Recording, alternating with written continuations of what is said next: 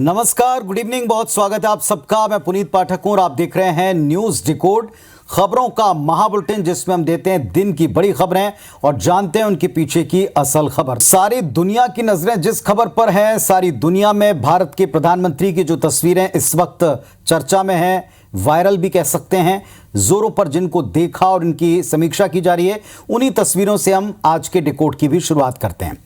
America दौरे का तीसरा दिन है प्रधानमंत्री का। ये उनका ऑफिशियल, उनके इनविटेशन पर, उनके बुलावे पर यह दौरा है, तो जाहिर है दोनों देश बहुत सी उम्मीदें से लगा कर रखे हैं। प्रधानमंत्री इस वक्त व्हाइट हाउस पहुंच चुके हैं। राष्ट्रपति जो बाइडेन के साथ द्विपक्षीय वार्ता का क्रम शुरू हो रहा है। ये देखें आप, दोनों के बीच में बाइलिटरल द्विपक्षीय वार्ता शुरू हो चुकी है। दोनों राष्ट्र प्रमुखों के बीच में इस वार्ता से कारोबार को लेकर और बहुत सी उम्मीदें टेक्नोलॉजी के आदान प्रदान को लेकर लगी हैं। कुछ देर पहले की तस्वीरें भी आप देखिए। जैसे ही पीएम मोदी व्हाइट हाउस पहुंचे, पूरे राजकीय सम्मान के साथ उनका बड़ा ग्रैंड वेलकम किया गया। रेड कारपेट उनके स्वागत में बिछाया गया। दोनों नेताओं की बड़ी गर्मजोशी के साथ मुलाकात हुई। गले लगाकर बाइडेन ने प्रधानमंत्री का इस्तकबाल किया, वेलकम किया।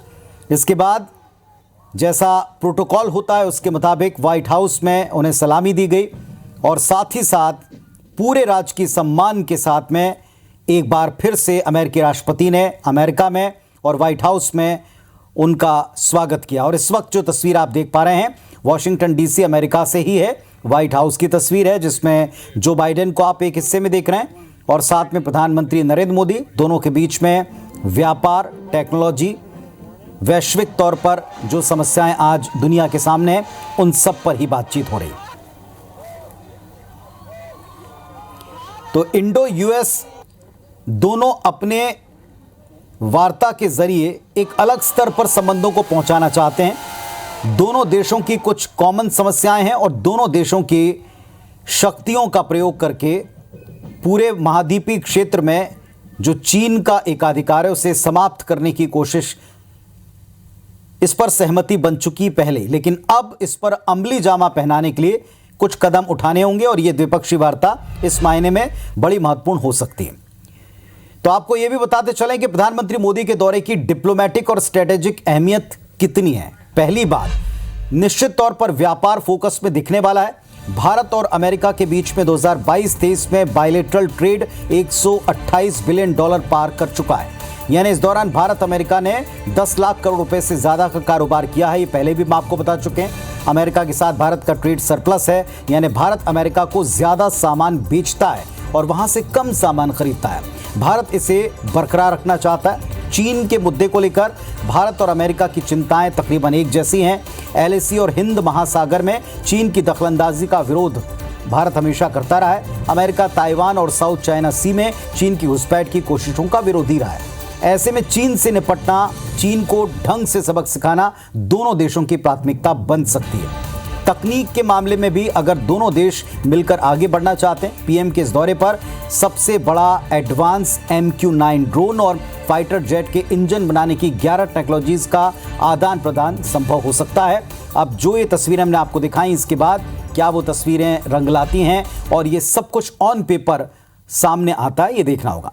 चलिए आते हैं प्रधानमंत्री दौरे के दूसरे दिन जिस अंदाज में दिखे, जिस तरीके से दूसरा दिन उनका रहा, यह भी बहुत वैश्विक तौर पर चर्चा का विषय बना। वॉशिंगटन डीसी के एयरबेस से लेकर उनके तोहफे तक सबकी बड़ी चर्चा हुई। सर्वाधिक चर्चा भारत के प्रधानमंत्री के उस तोहफे की हुई जिसको लेकर लोगों ने खूब सर्च किया है। वे तोहफे क्या हैं, जरा देखिए, फिर बात करते हैं डिटेल में।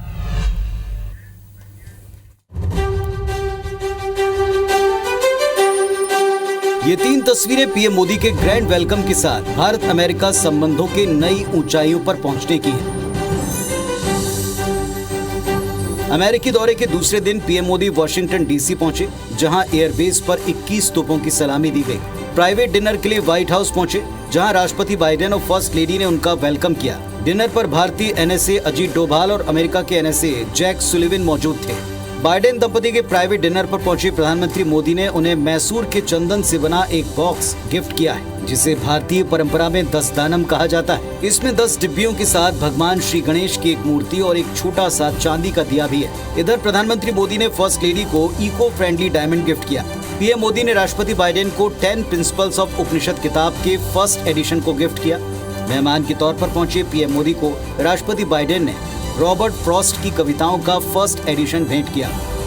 इस डिनर से पहले प्रधानमंत्री मोदी ने एप्लाइड मटेरियल और माइक्रोन टेक्नोलॉजी के सीईओ, जनरल इलेक्ट्रिक के सीईओ से मुलाकात की और भारत के साथ मिलकर आगे काम करने पर बातचीत हुई कि भारत और अमेरिका की साझेदारी सस्टेनेबल और इंक्लूसिव ग्लोबल ग्रोथ का इंजन साबित होगी।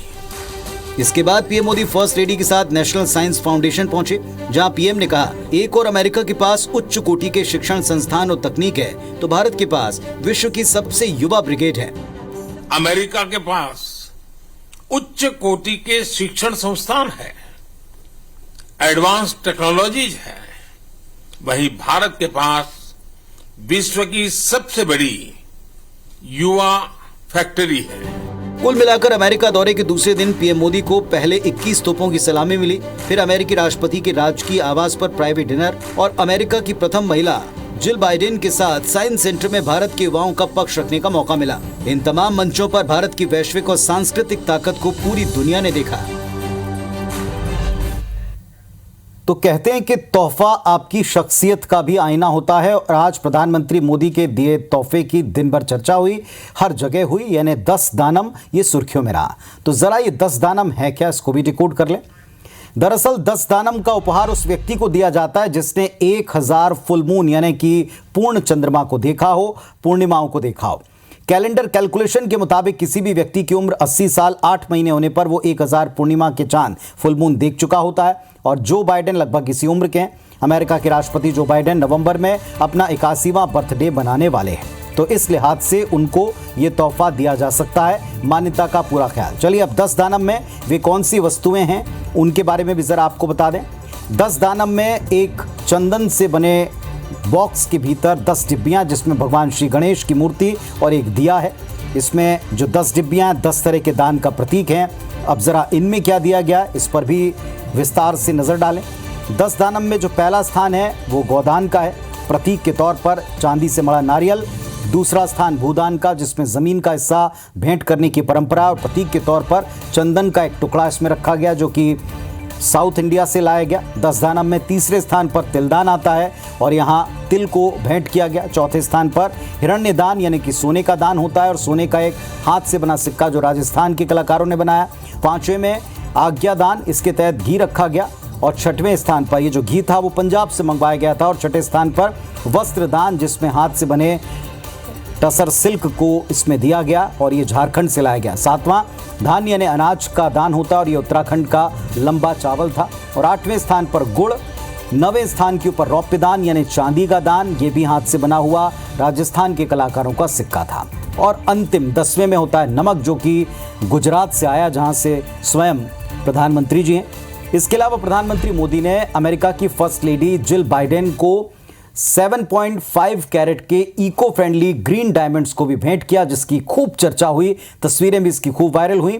और इस तरीके से प्रधानमंत्री ने सांस्कृतिक, आर्थिक और पर्यावरण के पक्ष में भारतीयता का मैसेज पूरी दुनिया को दे दिया है।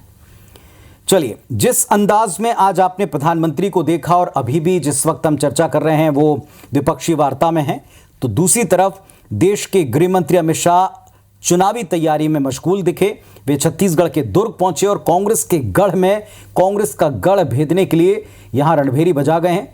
क्या हुआ है जरा देखें।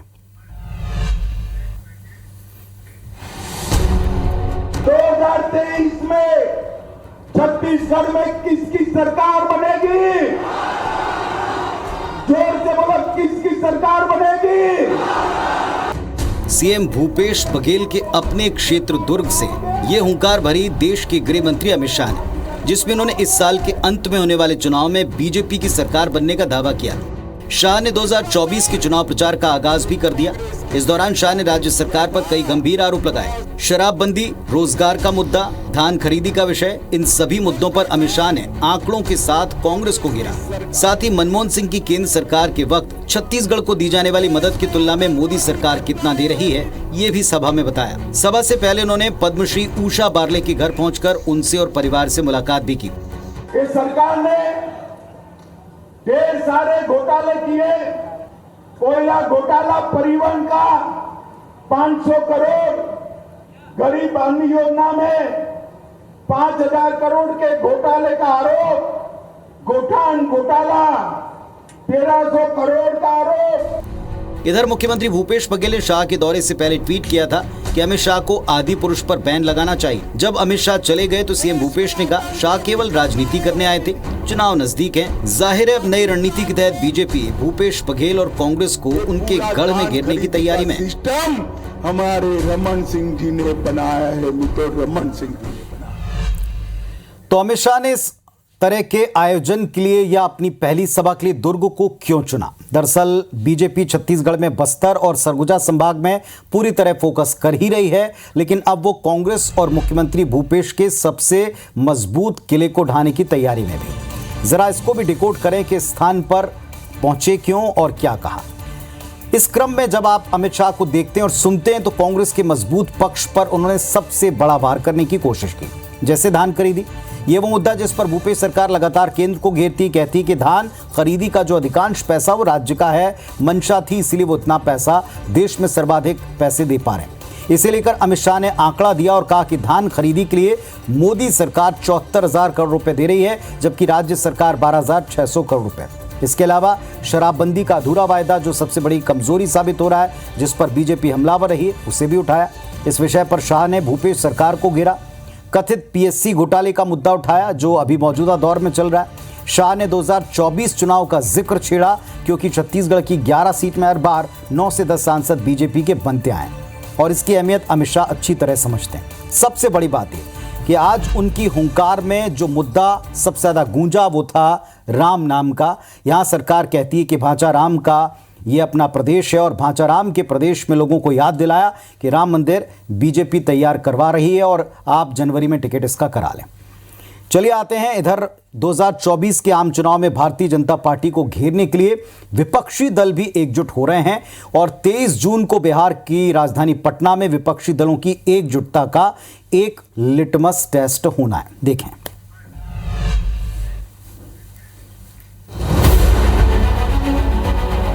पटना में शुक्रवार को विपक्षी दलों की बड़ी बैठक होने वाली है। इसमें विपक्षी पार्टियों के नेताओं के आने का सिलसिला शुरू हो गया है। पीडीपी सुप्रीमो महबूबा मुफ्ती, बंगाल की मुख्यमंत्री ममता बनर्जी, दिल्ली के सीएम अरविंद केजरीवाल और पंजाब के मुख्यमंत्री भगवंत मान पटना पहुंच चुके हैं। इसके अलावा तमिलनाडु के सीएम एम.के. स्टालिन, भारतीय कम्युनिस्ट पार्टी के महासचिव डी राजा गुरुवार रात तक पहुंच सकते हैं। साथ ही कांग्रेस अध्यक्ष मल्लिकार्जुन खड़गे, राहुल गांधी, झारखंड के सीएम हेमंत सोरेन, एनसीपी के मुखिया शरद पवार, सुप्रिया सुले और प्रफुल्ल पटेल, नेशनल कॉन्फ्रेंस के प्रधान फारूक अब्दुल्ला, ठाकरे परिवार वाली शिवसेना से प्रमुख उद्धव ठाकरे, उत्तर प्रदेश के पूर्व मुख्यमंत्री अखिलेश यादव, मार्क्सवादी कम्युनिस्ट पार्टी महासचिव सीताराम येचुरी, ये सभी 23 जून को पहुंचेंगे। इस दौरान जदयू और राजद के नेता मेजबान की भूमिका में होंगे। पटना पहुंचते ही ममता बनर्जी राबड़ी के आवास पर पहुंची। ममता बनर्जी ने लालू प्रसाद के पैर छुए और उनसे आशीर्वाद लिया। बिहार में आके मेरे को बहुत अच्छा लगता है। बिहार का जो मधुबनी है, बिहार को जो नालंदा है और लालू जी को हम बहुत इज्जत करते हैं। इसके पहले अरविंद केजरीवाल ने नीतीश कुमार समेत सभी दलों को पत्र लिखकर कहा था कि मीटिंग में सबसे पहले केंद्र के अध्यादेश पर चर्चा होनी चाहिए। आपको बता दें, केंद्र एक अध्यादेश के तहत दिल्ली में शहर की नौकरशाही पर नियंत्रण उपराज्यपाल यानी एलजी के हाथों में दे चुका है और इसी अध्यादेश का विरोध करने के लिए आप सभी दलों का समर्थन चाहती है। तो चुनौती तब बन पाएंगे जब एकजुट हो पाएंगे और ऐसा नहीं कि सत्तारूढ़ दल के खिलाफ विपक्षी दल एकजुट पहले ना हुए हो या प्रयास ना किया हो। 2019 से पहले कांग्रेस ने भी इसकी पहल की, लेकिन कुछ एक राज्यों को छोड़कर यह मुमकिन हो नहीं सका।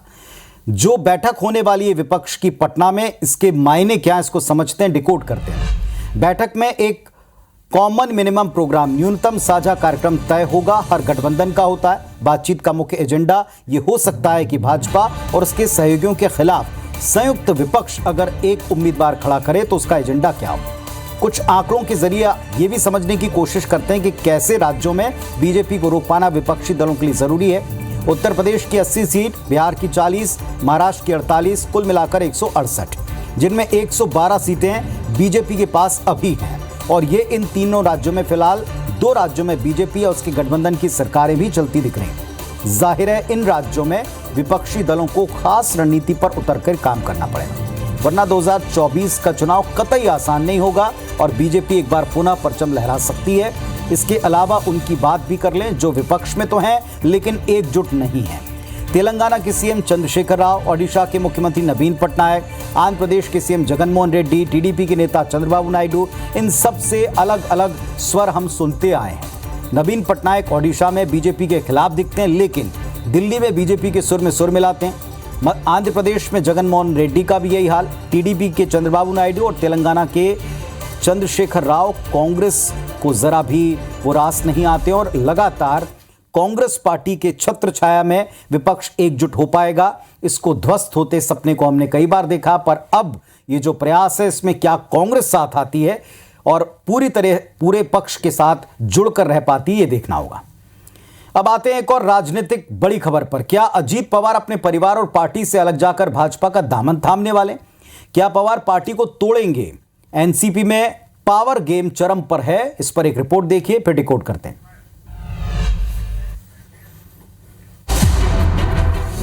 शरद पवार के भतीजे अजीत पवार बीते कई दिनों से परिवार और पार्टी में पावर पाने के लिए तिकड़म भिड़ा रहे हैं। अब उन्होंने पार्टी सुप्रीमो के सामने महाराष्ट्र में नेता प्रतिपक्ष का पद छोड़ने की इच्छा प्रकट की है। इसके पीछे उनका तर्क है कि पार्टी के कुछ लोगों का मानना है कि वे नेता प्रतिपक्ष की जिम्मेदारी ढंग से नहीं निभा पा रहे, इसलिए वो ये पद छोड़कर पार्टी संगठन के लिए काम करना चाहते हैं। जाहिर इस मूव ने पार्टी की मुसीबतें बढ़ा दी। इस पर रिएक्शन में पार्टी सुप्रीमो शरद पवार की बेटी कार्यकारी अध्यक्ष सांसद सुप्रिया सुले ने कहा कि दादा यानी अजीत पवार की सभी इच्छाएं पूरी हों, संगठन में मौका दिया जाए या नहीं ये फैसला तो संगठन करेगा, पर अच्छी बात है कि वो पार्टी के लिए काम करना चाहते हैं। बताया जाता है कि अजीत पवार का ये कदम एक बार फिर पार्टी को मुश्किल में डाल सकता है। उनकी नाराजगी पार्टी के भीतर उन्हें खुलकर न मिल रहे सपोर्ट की वजह से। हालांकि पूछे जाने पर अजीत पवार बार बार किसी भी तरह की नाराजगी से इनकार करते हैं।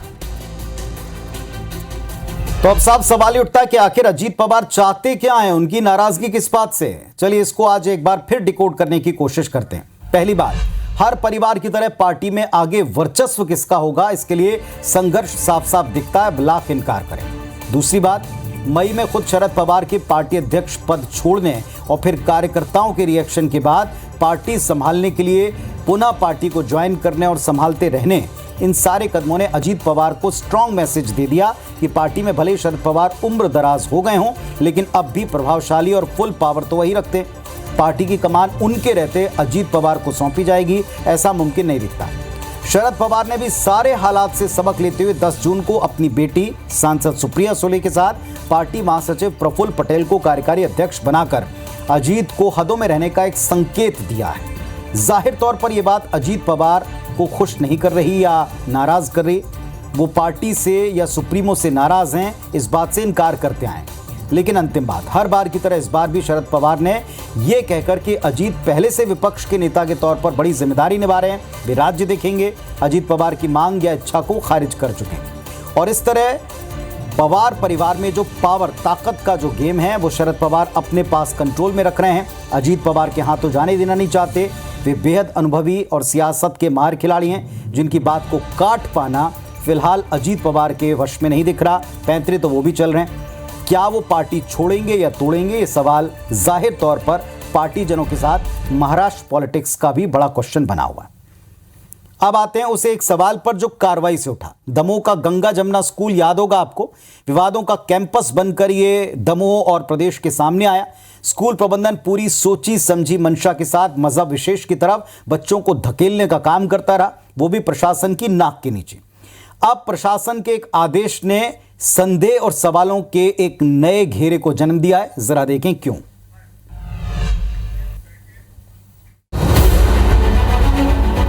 दमोह के गंगा जमुना स्कूल में जिसने भी स्कूल प्रबंधन के काले कारनामों की कलई खोली, विरोध में आवाज बुलंद की, स्कूल के भीतर तथाकथित धर्मांतरण को लेकर मोर्चा खोला, अब उन सभी हिंदू संगठनों के लोगों पर एक्शन सामने आ रहा है। प्रशासन ने ऐसा करने वालों को जिला बदर का नोटिस जारी किया है। एसपी की अनुशंसा पर जिला कलेक्टर ने हिंदू जागरण मंच के जिला सह संयोजक कृष्णा तिवारी, बजरंग दल के नगर सह संयोजक अनुराग यादव और हिंदू संगठन की सक्रिय कार्यकर्ता आशीष शर्मा को जिला बदर का नोटिस जारी किया है। इधर नोटिस की बात सामने आते ही इस पर अपने अपने पक्ष के हिसाब से प्रतिक्रियाएं मिली। कांग्रेस ने कहा कानून के दायरे में रहकर कार्रवाई से कोई दिक्कत नहीं, जबकि बीजेपी ने कहा अगर किसी निर्दोष पर प्रशासन ने कार्रवाई की है तो उसे वापस लेने का काम भी प्रशासन करेगा। कानून की निगाह में यदि वो दोषी है तो उन पर एक्शन ले, हमें कोई प्रॉब्लम नहीं, चाहे वो कोई भी हो। कोई धार्मिक संगठन के कार्यकर्ता के खिलाफ जिला बदर की कार्रवाई हुई है, अगर उनका आपराधिक चरित्र नहीं है और कार्रवाई हुई है तो उसे वापस लेने का काम भी प्रशासन के द्वारा किया जाएगा। दलील चाहे जो भी दी जाए, पर इस आदेश के सामने आते ही एक बार फिर से दमोह में हलचल बढ़ गई। इस कदम को लेकर एक बार फिर हिंदू संगठन और आम लोग प्रशासन को कटघरे में खड़ा कर रहे हैं।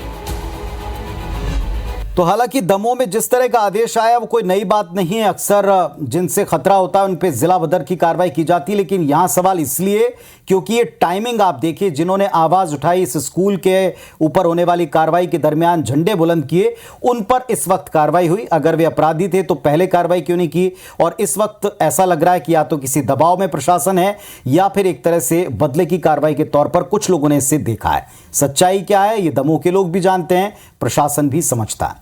आज के न्यूज डिकोड में बस इतना ही। खबरों अपडेट्स के लिए आप देखते रहें IBS 24। मुझे दें इजाजत। नमस्कार, शुभ रात्रि।